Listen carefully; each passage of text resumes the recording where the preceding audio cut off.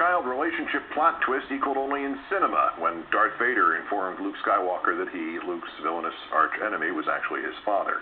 In our #1 story today, we've learned that conservative Congresswoman Michele Bachmann's son has chosen what she might as well have called, the dark side.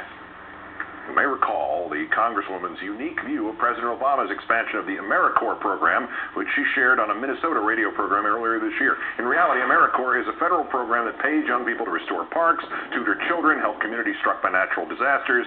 But in the mind of Michele Bachmann, if any, the Obama expansion of AmeriCorps was the latest in a slide down a slippery slope leading to communist prison camps.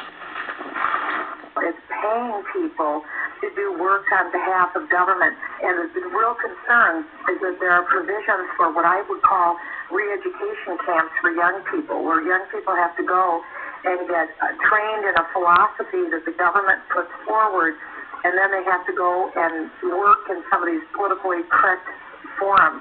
As a parent, I would have a very, very difficult time seeing my children do this. Guess who signed up as a teacher in AmeriCorps? Harrison Bachmann, son of Michele Bachmann.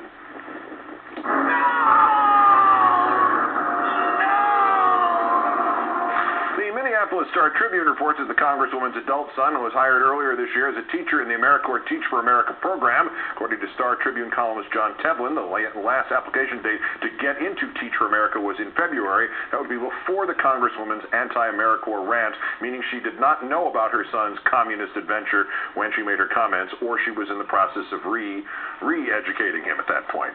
Let's turn now to Christian